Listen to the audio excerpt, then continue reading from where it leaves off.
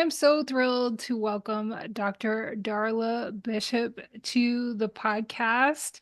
You are also known as FinanSis, and we're going to talk all about finances today. And I'm going to tell listeners a little bit about you. You're a healthcare executive. You are a professor, a business owner, and author of How to Afford Everything. I love the title of that book. You are on a mission to help 10,000 people take control of their financial lives and achieve their goals without sacrificing their dreams. From tackling emotional money habits to negotiating salaries and keeping relationships strong, you bring a fresh, down to earth approach to making finances work for you.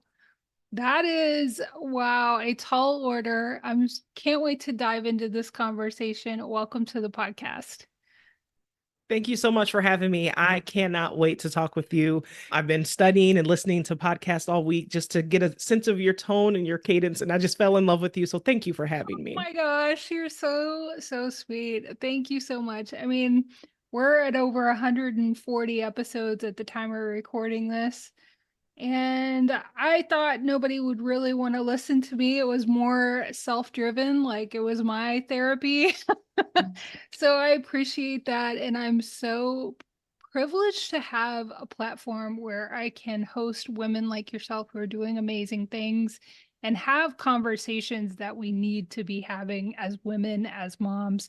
So, yeah, let's talk about first your goal of helping 10,000 people.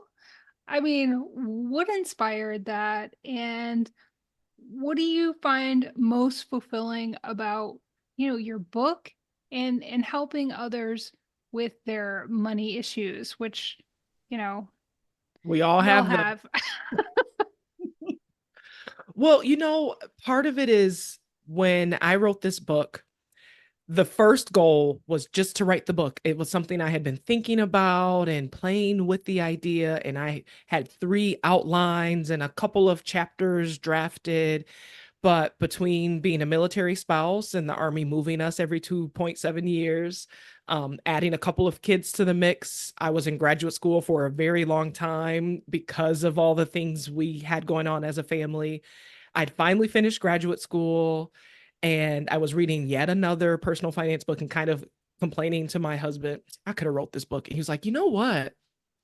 Now that you've finished graduate school, why don't you? And I was like, that's a great question. Let me figure it out. So I found an editor, and the editor and I got to work and we wrote the book so quickly because it just spilled out of me. It just spilled out of me. And then when we got about 6 weeks into the process and we were more than halfway done with the book, I was like, oh, I'm actually writing the book. I guess I should set some goals for the book. My first goal was just to get it out of my body because it was just needing to get out. Mhm, And I was like, well, what do I want to do? What impact do I want to have on the world? What mhm, am I going to call this book? What promise am I making to the people who see it online or on a bookshelf or in someone's bag? mhm. And I was like, you know what? I want to teach 10,000 people because that was like just such a big, crazy number for me. I want to teach 10,000 people how to afford everything and to feel good about money. Yeah. That's like such an audacious goal, but one that is like we have all of these emotions tied up with money. We don't think honestly that we deserve it deep down. If we get into, the things that we do want, we don't feel like we should give ourselves permission to want things. And so I love this statement that you have that money isn't just math. So let's dive into some of those emotions behind our money beliefs and help us understand that emotional side that is, helping keep our finances like stuck in a place where maybe we're not growing and we're not, really being as abundant financially as we could be or should be. I know for me, what one of the driving forces behind wanting to write a book in this way is I just desire to feel differently about money. to Mhm. not have so much worry tied up around it, to Mhm. trust that all the good decisions I had made in the past and the good decisions I was going to continue to make were going to carry me forward. And many of the books I picked up in my own seeking of understanding money were just so darn negative. Mm. You know, they were like, oh, you are in a bad financial situation because you've made bad choices, Mhm. or you have debt because you don't have any self control. Mhm. And that just wasn't my story. And Mhm. I know that that's not the story of so many people, because really, when we know better, we do better. And Mhm. so many of us are doing the absolute best we can with the resources we have, but we're either never taught, or we know really well how to live without money. And until someone shows us that those same skills can help us live with it, we just have to switch them up a little bit. Then Mhm. we actually continue those patterns of survival that, in a different context, get you in trouble. Mhm. Yeah, what are a few of those things that you can give us a sense of that we can actually use to have more money and manage it and do all those things? So the fear of investing, and not just Mm. stocks and bonds and Mhm. companies, but the fear of investing in ourselves, the fear of going to college or to that training program, or taking a couple of years off of work to build a business, that fear of putting something in our money, our time, our energy, and not being able to get the return on that investment. Mhm. So we just don't do it, or we delay it for really much longer than we need to. And isn't that, I don't know about your experience, but in my experience, when you make that bold statement to the universe, to yourself, when you make that decision to invest in yourself, that's where the magic is. It I is. It's the red car theory, right? Like, you imagine someone in the morning tells you about a red car. So all Mhm. day long, when you're on just your normal path, Mhm. you all you do is see red cars. The same thing happens when you tune in and turn on that decision. Like, Mhm. I am going to build this thing. What Mhm. do I need? Then all of a sudden you start seeing all the things you need just kind of showing up, or Mhm. have been there all along. Mhm. Yeah, and I think too, talking about all of the other financial books out there, most of them are written by men as well. A lot of them.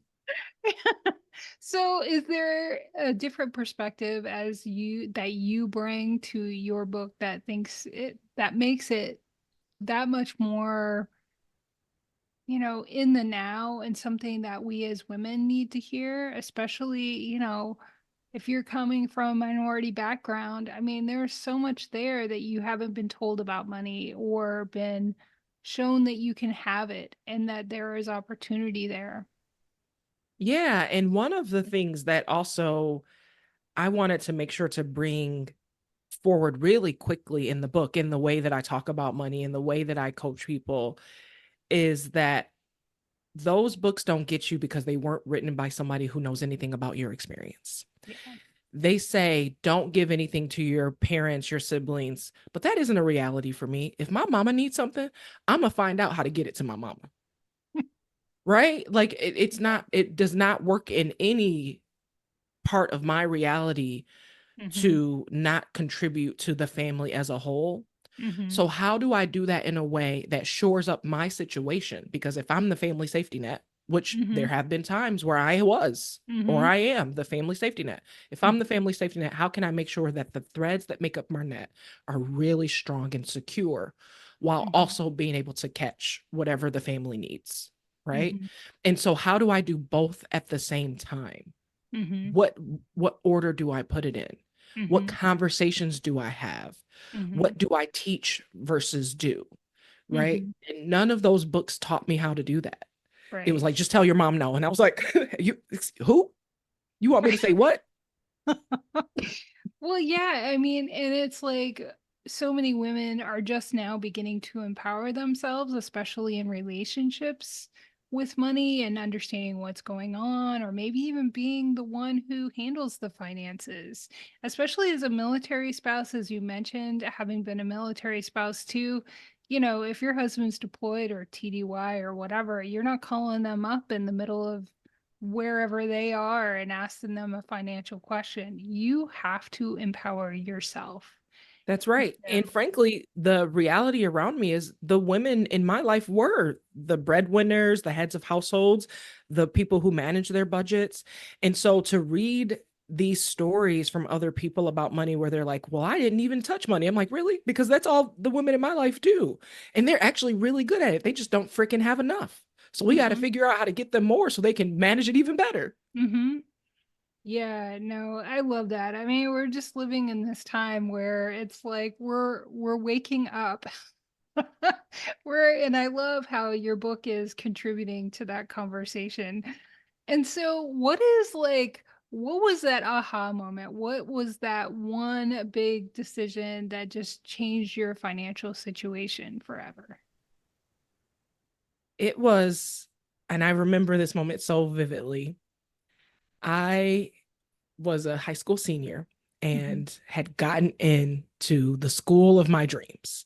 It Mm. was just far enough from home that I knew no one would kind of pop up on me, but close enough that if I needed to get home for any reason, I knew I could get there by bus or by train, or I could probably even convince someone to drive me because it was not even an hour.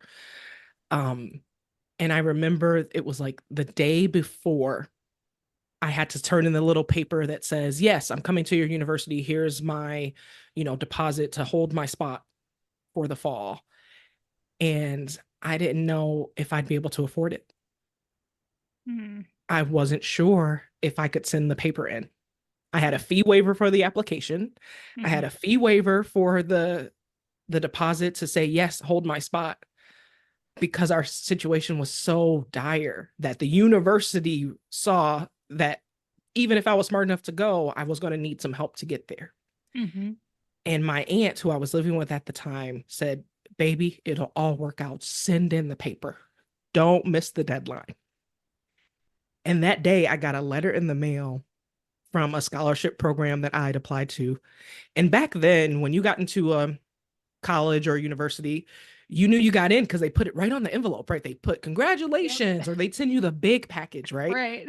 And this letter was a regular size letter. And I was like, oh man, I bet I didn't get the scholarship. And so I didn't open it until my aunt came home. I think she was out Yeah. grocery shopping or picking up a sibling. I'm not sure. But when she came home, I said, I got it, but I don't want to open it. She said, well, open it. What does it say?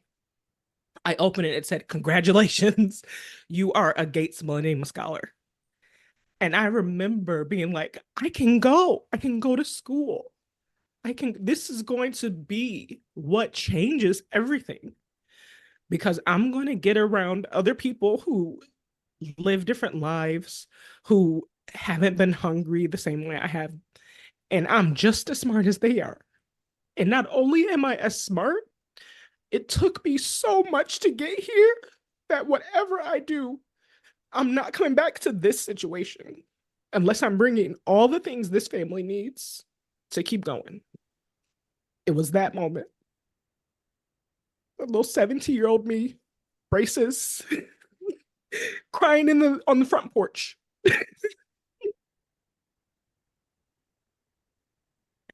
Yeah, I actually had a very similar moment at that time in my life too. So, I mean, it's wonderful that you are now standing on the shoulders of that moment. And you have brought those lessons with you to teach future generations. Because we just didn't have that, you know. I try to remind my daughters, it's like I worked for a law firm in the late 90s where that was the first year women were allowed to wear pants. And they just cannot even wrap their head around that. I mean, it's like Brown versus Board of Education is just celebrating 70 years. 70. It's like So I think it's really important that, some of the changes we're seeing now are just very recent. They haven't Very. they haven't existed for a long time. So I love that story. And, I just, for those who are, for those who have maybe been in a younger generation or maybe didn't have that exact situation, how can we adopt that mindset now and use that story to kind of move forward to change our financial story? Part of it is there is a sense of generosity that can take you really far. And sometimes when you don't feel like, or you just don't have enough, that sense of generosity kind of shrivels a bit because you're like, well, Mm-hmm. what can I give? I don't have enough for me. Mm-hmm. But there's an old thing that all the old folks in my family used to say is nothing comes to a closed hand. Mm-hmm. And so when you are in the situation where maybe you don't have money to give because that's just not what you have, Mm-hmm. you might have talent, you might Mm-hmm. have time, you Mm-hmm. might have a listening ear. And so, what are the ways that you can give something to the people around you, to the communities you're in, to the companies you work for and with? Because when you bring value in all situations, you get it back times 10. Yeah. No, I love that. In my own journey to kind of rewriting my own money story, and we all have one that we tell ourselves, I learned the root of the word currency, which is current. And, it should flow and we should be responsible and save, but we can't then have this scarcity mindset towards it because there is an abundance of it. It's there for us if we dare to dream that we deserve it.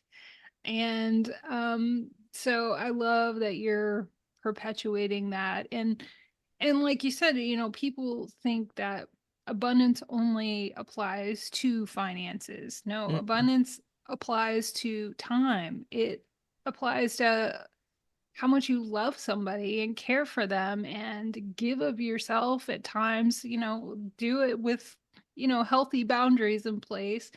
But we can be abundant in a lot of things other than finances. And just recognizing your scarcity mindset around all things in your life, I think draws all of the good things and helps you deliver that to the world.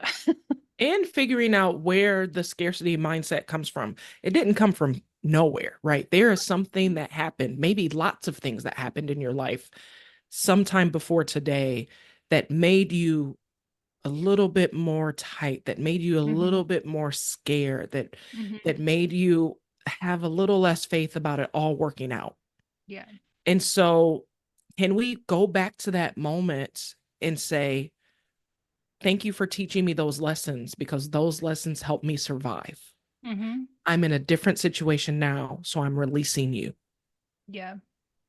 Yeah, and I think as women, we absolutely have more of those stories, whether it's not getting paid as much as somebody else is for doing the same or more, or not being given those opportunities to earn more. So we have a lot of self-examination to do because I love taking radical responsibility for where we are as much as possible and realizing that no matter what has come before us, we really have that opportunity to set a new tone and a new story. And um, yeah, I mean, it's so powerful. It's just, so let's talk about three things that we can do this week to get our finances in better order. So, the first thing is you need to pull out your calendar. You need to pull out your calendar. And if you don't have one, maybe we go get you one. And you need to look at what's coming up over, really, we're near, by the time this airs, you'll want to look at what's coming up for the next 3 months of your Mhm. life. Mm-hmm. who has a birthday, what's happening at work, what season is changing, what the kids might need, what sports fees need to be paid, who outgrew their cleats and needs a new set, right? So that you just have eyes open for what's coming up so it doesn't slap you in the face, or at least not as hard. Yeah. So No. now that we've looked at our calendar, we're going to put some dollar amounts next to all those things that came up. Are we Mm-hmm. giving a gift or taking that person to dinner? Mm-hmm. Are we making a handmade or costume for the costume party, or are we going to go find one on the internet? Mm-hmm. Are we DIYing it or paying someone to do it, right? And putting a dollar amount next to each of those things that came up on your calendar. Mm-hmm. And then you're going to add it up.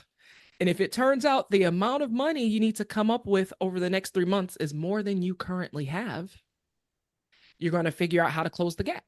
And when it comes to budgeting, there's really only two things you can do. You can either cut, my least favorite. I don't really like to do that, or you increase your income. So, Mm-hmm. are there any things you can do to bring some money into the house? If you have the kind of job where you work hourly or you have a business where you have clients, can you do a little bit more work temporarily for the 2, 3, 4 weeks to bring in a little bit of a cushion so that when those expenses hit, you are ready? Can you cut, pause, or delay a purchase, a subscription, a membership to make a little wiggle room in your budget? Can you repair something instead of replacing it? So that way, the first step of checking your calendar, the second step of adding dollar amounts to everything that has a time and a money consequence, which is everything on your calendar, and then figuring out if there's a gap and making a plan for closing that, the next 3 months of your life will be the smoothest financial 3 months you've probably had in a long time. Mm-hmm. Yeah. And, I think it's so powerful just to get real and face what's coming your way. And sometimes if you're in that scarcity mindset, you don't even want to do that. But you're making the situation worse. And it's hard, like I don't want to make it sound like to the people listening, like that I don't know how. I know this is hard. Hmm. It is hard. It is not easy when you have been going through it for however long you've been going through it. And someone says, well, just look at your calendar. You're like, no, just look at your bank account. I know it's going to tell me there's nothing in there. So why? I hear you. And I tell you, it's the first step. And Hmm. after that, all the other steps get easier. Yeah, it's a way to really empower yourself. It feels scary, but it's definitely a way to empower yourself. And it is really hard, especially if that hasn't been modeled for you. Um, or you haven't had those conversations with other people who are older than you in your life. So I mean, I think that that's just so important. I mean, you talked about essentially putting together a, a budget, but let's talk about some ways that we can understand personal finances and salary negotiations to kind of give us more confidence and empowerment when we're in those situations where we're asking for, to be paid a certain amount, whether we're in our business or we have a 9 to 5 or um, whatever that is. So I think you told the audience that I'm a professor. So that means I get to talk with college age students and graduate students all the time. And they'll say, oh, well, how do I'm in public health, how do I get paid well in public health? I hear you don't really make a lot of money, but this is where my heart is. I was like, okay, I don't know who told you don't make a lot of money, because that's relative and it doesn't have to be your story. And so tell me, did you update your resume? They say, oh yes, I updated my resume. I'm really happy with it. I feel good about it. I say, okay, did you update your budget? And say, my budget? Why do I need to update my budget? If you are going on a job search, if you are starting a business, if you have updated your resume for any reason, you need to go and update your budget. Because when you understand what it takes you to live your life, you Hmm. won't accept anything less than that. Hmm. You'll know so clearly. And I used this in graduate school when I was a little 21 or 22-year-old student. I had a very clear budget because when I was in college, I was in a mission to not move back to somebody's basement. And so I had a very clear budget. And my budget told me that if I wanted to work 20 hours a week, I needed to make this much. Mhm. If I only made this much, I was going to have to work 30 hours a week. And I wanted to have time to study and like have a good time. And so I needed to make whatever that amount was so that I only had to work 20 hours a week. And then if I needed more money, I had the space to say, oh, do you have any extra projects to work versus starting at that 30-hour mark, right? Mhm. So when I was in graduate school, I did math. If I make this many dollars, I have to work 20 hours a week. If I make this many dollars, I have to make 30 hours a week. So I was looking for that 20-hour a week number. And so I got a job offer to work with one of the professors, Mhm. and it was that 30-hour number. And I was like, uh oh, that's not going to work. So I Mhm. remember I sent this really friendly, loving, bursting with energy email, if an email can burst with energy. Dear so and so, I'm so excited to come work in the research lab. What a dream come true for a budding public health professional to be able to work alongside Professor so and so. And I have to ask, as you know, I'm a graduate student. Um, is there any opportunity for a 150 per hour increase? Because frankly, my budget requires that. Do you have any room? Let me know. And she was like, "Oh yeah, you are a graduate student. No problem. We can increase that."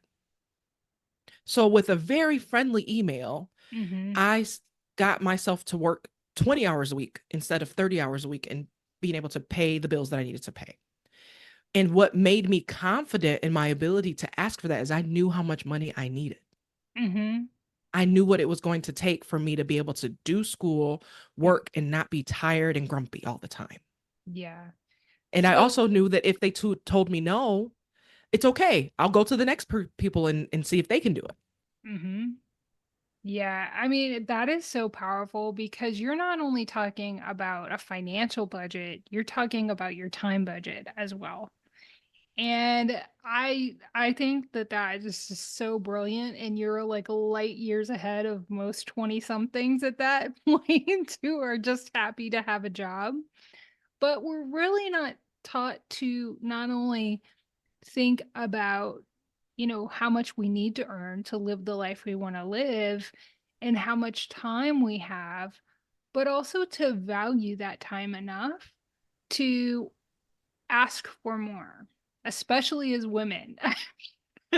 We are just like we usually will just take it and be like, okay, I'll figure it out somehow. But like you said, sending an email that is friendly and not demanding and kind of open ended and kind of saying, would you be able to do X, Y, and Z?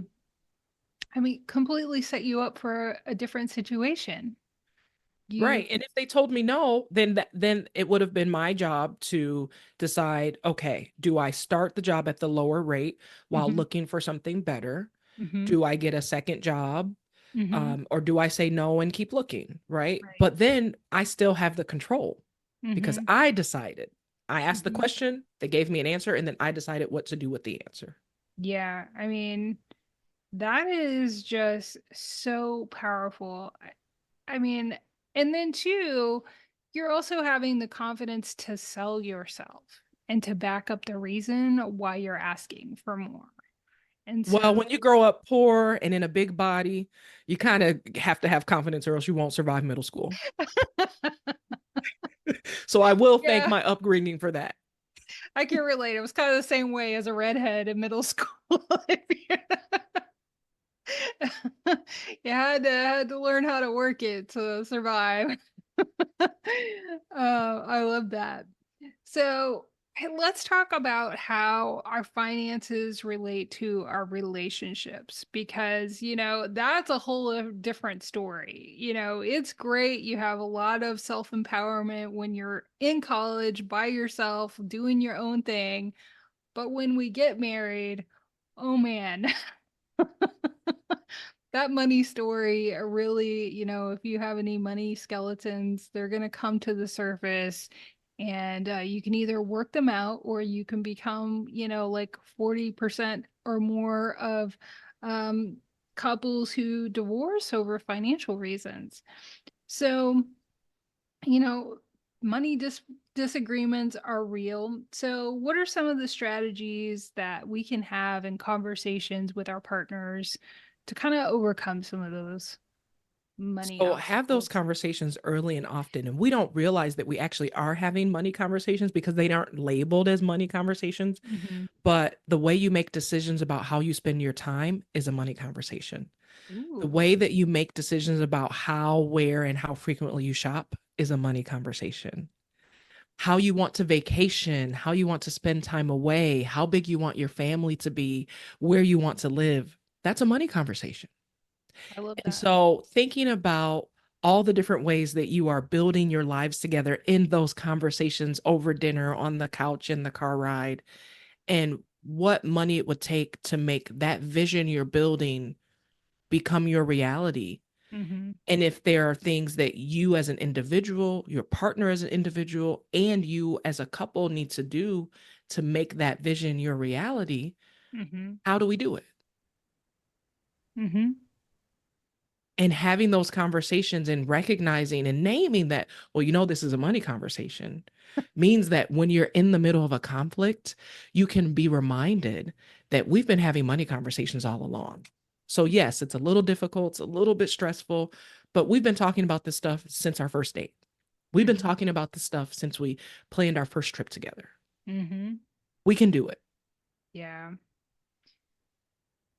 So we definitely can. And I just love this whole concept. If you follow the strategies in your book, a lot of those disagreements are about having to choose one thing over another. That's so right. so if you empower yourself with earning more, you don't have to have those conversations. If you Yeah. And sometimes we think about it as choosing one over the other. Mhm. And it's easier to, I think, and a little less stressful to think about it of what comes first, because Mhm. it's not a Yeah. yes or a no most of the time. Yeah. It's like, okay, what's now and what's later? And Mhm. that can help a lot too. It removes that pressure. Right. Oh yeah. I mean, it's so tough. We have a daughter that's graduating high school. We have, we live in an area where I would like to move to a new house, but having those priorities and realizing, like, let's deal with her first, and, like, we'll see what her situation is, and then we'll decide what we're going to do, and that kind of thing. It's not that I'm saying I don't want to move or live somewhere different, it's just the timing. That's right. It's the timing. Yeah. And if there are things about your current living situation that you don't love, to the extent that you can change those things on a smaller scale, change them. Is it that you just wish your family would visit you more? Invite them over more. Right? If you just feel like you live too far away, if it's that the color scheme isn't quite right or you haven't redecorated, go get some Mhm. throw pillows and throw up a accent wall. Yeah. Yeah, we actually recently did that for us to move into a different house that has all the things that I would like to have. It would cost probably another $3,000 a month just Mm, because of the interest rates and the housing cost increase. yeah. So instead of doing that, we spent like way less putting in new flooring. Right. Yeah. So, yeah, I mean, just making those decisions and feeling really, happy with the fact that you made a mature decision and you're not Mhm. just there going, I want what I want and that's it, and thinking about the stability of your family and your children. You just kind of have to learn how to compromise, but I'm still really happy with our decision. Yeah, and going deep about what is it that you actually want. I Hmm. was on a podcast with a credit union, and the Hmm. host jokingly asked me, "Well, how do I convince my wife to let me get a boat?" And I said, "Well, tell me why you want the boat. Uh-huh. Is it that your parents are getting older and your siblings aren't spending enough time together? Is it that you just love being on the lake because that's where you feel relaxed and at peace and happy? Because if that's what you're after, it's not the boat. The boat might facilitate that. But Hmm. if you want to go see your siblings, go see your siblings. Right. Make them come to you. If you love feeling relaxed, find ways to bring that peace and happiness Hmm. into your everyday life. You don't Mhm. need a boat for that. Yeah. If the budget says you can get the boat, get the boat. But I Right. can't tell you how many people got the boat and still don't see their siblings.